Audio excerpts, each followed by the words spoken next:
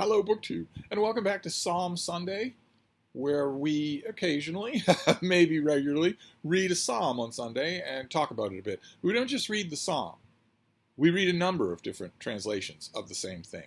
It's always a fun thing to do if you can, whether it's in your own personal library or online or at the public library, to compare translations. It's one of my favorite things to do, not just with the Bible, but with any translated work, to see what the translators are going for, and also the elasticity of the work, especially if you can't read it in the original.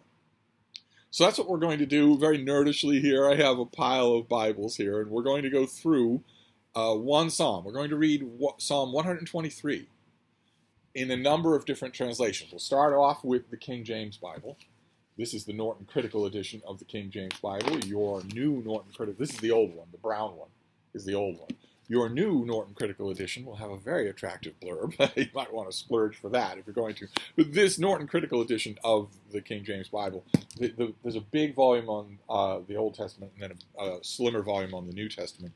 And they are pricey, but it is worth the money. Oh my, it is worth the money. Norton Critical Editions are anyway. But this, they pulled out the stops for this thing. It's just magnificent. Here is Psalm number 123 in the King James Bible, which has reached lots and lots of people and had a huge literary effect. Unto thee lift up mine eyes, O thou that dwellest in the heavens. Behold, as the eyes of servants look unto the hand of their masters, and as the eyes of a maiden unto the hand of her mistress, so our eyes wait upon the Lord our God, until that he have mercy on us. Have mercy on us, O Lord, have mercy upon us. For we are exceedingly filled with contempt. Our soul is exceedingly filled with the scorning of those that are at ease, and with the contempt of the proud. So here we have a call for succor, and a specific opponent is put in place here. It's not surrounding armies, and it's also not evil. It's not disembodied supernatural evil. It's not the devil. Instead, it's the rich, the powerful. The psalm is calling for relief from God against the rich and the powerful, who have nothing but contempt for the poor. So that was the King James. Now we're going to move on to the Jerusalem Bible and see how they render Psalm 123. I lift up my eyes to you who have your home in heaven. Eyes like the eyes of slaves fixed on their master's hand, like the eyes of a slave girl fixed on the hand of her mistress. So our eyes are fixed on Yahweh our God, for him to take pity on us. Pity us, Yahweh, take pity on us. We have had more than our share of scorn, more than our share of jeers from the complacent, of scorn from the proud. So let's look at that. We have the complacent and the proud in the Jerusalem Bible, whereas in the King James Bible we have those that are at ease and the proud. So the complacent and those that are at ease. You notice right away there a couple of huge differences. One, Yahweh is mentioned in the Jerusalem Bible, and Yahweh is not mentioned in the King James Bible. But maybe more importantly than that, we're going to get to this as we get a little bit further on here. You'll notice another change that's been made. It might seem minor, but it contains all the weight in the world. The King James Bible uses the term servant, and the Jerusalem Bible uses the term slave. So now we'll move on. We'll move on to Ronald Knox, to his translation of the Old Testament. And he does his psalms in prose. It's not going to matter anyway. But also, in addition to doing his psalms in prose, he also goes at them a different way. So the psalm that we are looking at is Psalm 123, is actually 122 in his version. He's numbering them differently. Unto thee I lift up my eyes, unto thee who dwellest in the heavens. See how the eyes of the servants are fixed on the hands of their masters, the eyes of a maid on the hands of her mistress. Our eyes, too, are fixed on the Lord our God, waiting for some sign of his mercy. Have mercy on us, Lord, have mercy on us. We have had our fill of man's derision. Our hearts can bear no more to be the scorn of luxury, the derision of the proud. So we're getting variations on complacency, luxury here. And The Jerusalem Bible says that we've had more than our share. The other two, the King James and Ronald Knox, are saying we've had our share, not more than our share. And Ronald Knox does not mention Yahweh. And he also shifts it back, you'll notice, from slave to servant. The Jerusalem Bible is more modern. It's more recent than the King James, obviously, but also than the Knox. And it uses the word slave. So now we will move on to the New English Bible. And we'll see what their version of it is. Here in the New English Bible, we go right back to 123, to the numbering of 123. I lift my eyes to thee, whose throne is in heaven. Mention of a throne. As the eyes of a slave follow his master's hand, or the eyes of the slave girl her mistress, so our eyes are turned to the Lord our God, waiting for kindness from him. Deal kindly with us, O Lord, deal kindly, for we have suffered insult enough. Too long have we had to suffer the insults of the wealthy, the scorn of proud men. So we're getting the terminology all over the place here. Complacent, wealthy. Proud seems to be a relatively consistent through line, although you'll notice that the terminology has switched back to slave. So we have 4 accounts here, 4 Bibles, 4 translations of this psalm, whether it's 123 or you number it as 122, translated into English. 2 of them use the word servant, and 2 of them use the word slave. The 2 more modern ones use the word slave. The word slave is actually accurate. The older one, Knox, may have been, since he uses words like dwelleth, when he did not use the term, he did not say the word dwelleth. He didn't speak that way. He didn't use 16th century English when he was walking around in London. So it could be that his translation is influenced by the King James. Like I said, the King James Bible has had a huge literary influence, including on a horde of translators. That could very well be. And it could be that if Knox is succumbing to the influence of the King James Bible for antiquated phraseology, antiquated English, in terms of verb tenses and whatnot, he may be succumbing to the influence of the King James to use the word servant. But the text uses a word that is identical with slave. And that raises all sorts of problems. That raises all sorts of issues anyway. The psalm is saying that just as a slave looks to the hand of his master, not the eyes, not the face, not the smile, the hand of his master, for merciful treatment. Just as the mistress looks to the hand of her mistress for merciful treatment, so the worshippers of God, Yahweh in the Jerusalem Bible, look to him for merciful treatment. The psalm is drawing an exact comparison between a worshiper and a slave. And it's also eliciting what it wants, what it sees as good behavior from the master.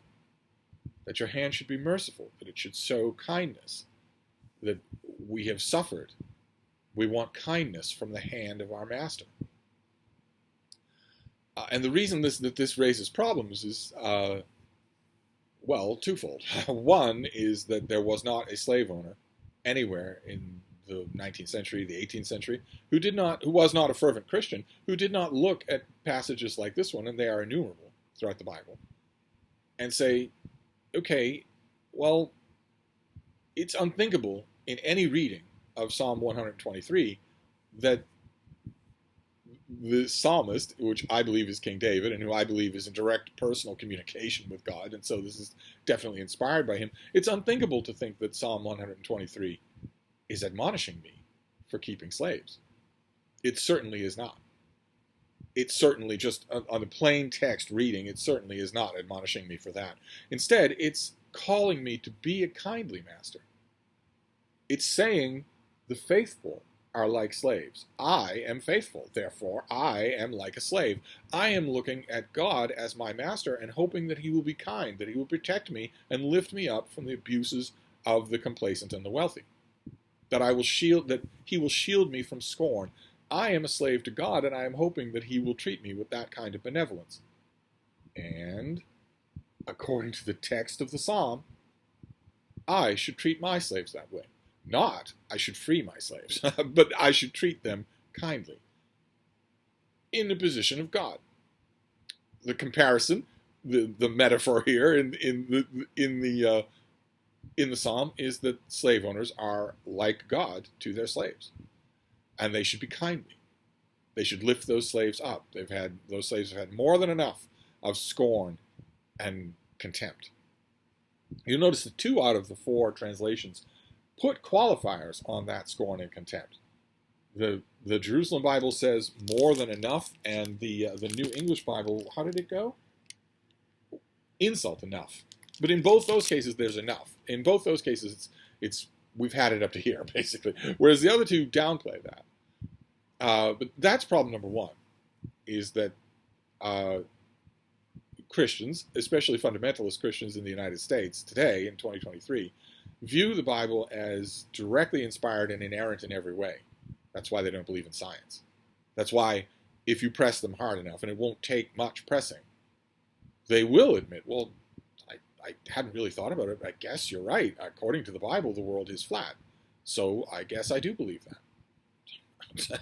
I hadn't really thought about it, but yeah, I guess I do.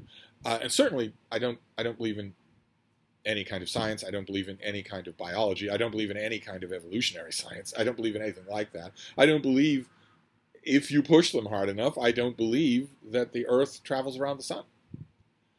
I'm not talking about Christians here. I'm talking about science-denying, book-burning, fundamentalist Christians in the United States, which might sound like a niche, but it's not a niche. It's 90 million people. I would argue maybe even more than that, maybe twice that, but it's at least 90 million people. They look at this as a blueprint for life and as a rule book for life. This is how life is. So they're looking at a psalm like this in no different a way than slave owners were in the 19th and 18th century. They're looking at this and saying, well, slavery is definitely part of the divine order, or God would be against it. God, speaking through David, would be against it, and he's clearly not. This psalm is not saying, Lord, please free us from our masters and our mistresses. It's saying, be kind to us as a slave hopes their master and mistress is kind to them. That's tricky, especially in light of volatile American politics. I'm sure that you've all seen the news that the Florida's fascist governor, Ron DeSantis, has instituted a rule through his DeSantis courts, through his DeSantis legislation. He has instituted a DeSantis rule that Florida public schools are to teach both sides of chattel slavery. They're to teach the good and the bad of chattel slavery, which means, in DeSantis speak, you will teach the good and you will leave out the bad. Florida's fascist governor has done this under the heading of anti-woke, but really it's just that he's a pro-slavery, virulent racist, and he has the Bible on his side,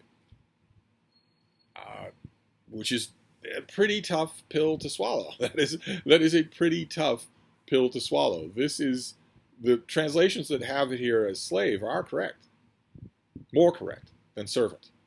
Servant implies that you can leave, and slave implies that you can't. And the circumstance involved here, the meaning of the word, is an arrangement in which you cannot simply leave. Neither you, nor your wife, nor your children.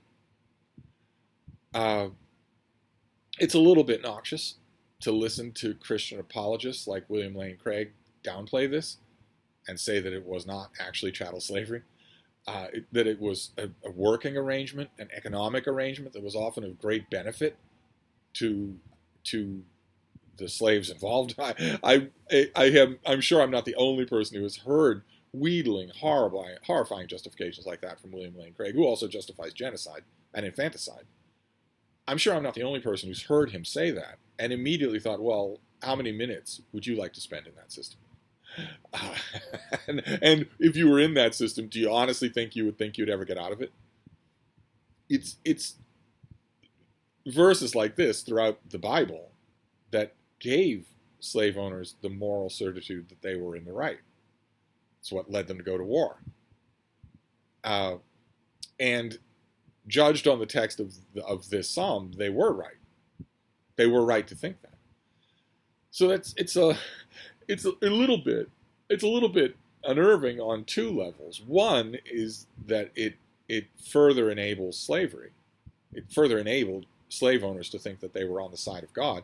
And two, I mean, even if it didn't do that, it does, of course, it does. You can't help but see it otherwise. But even if it didn't do that, I don't know. Maybe it's just that I'm not religious, but I do not see the appeal in a psalm or a psalm system that sets up a relationship between you and your God as a slave and a master. I'm your slave. I'm looking at your hand because I want to know if you're going to hand me the plate that I need to bring into the dining room, or if you're going to smack it across my face or break it across the head of my child. I'm looking at your hand to determine how my day will go. Plenty of slaves, millions of them, had to live lives like that. We universally, not universally, 90 million Americans don't, but the rest of us universally condemn those lives as incredibly, well, dehumanizing. And yet here it is the model of faith. So it's a tricky psalm that we're doing this time around. Lovely in its way. Certainly the psalms that give you a kind of a chanting vocabulary for calling on God for mercy against the iniquities of the world. Certainly those have been a source of enormous spiritual comfort to, again, millions and millions of people. And I find it interesting, the focus of this one, which is not who you're asking mercy from. You're, of course, asking mercy from God, but who you're asking mercy against. And here, it's not the invader. It's not spears or my enemies all around me. Instead, it's the complacent wealthy. It's pretty interesting. That's pretty interesting. Anyway, that's Psalm 123 for your Psalm Sunday. I'm going to put all these translations back. So nerdy to have all these translations. We'll move on. Some other psalm next time. I will see you then. Thank you, BookTube.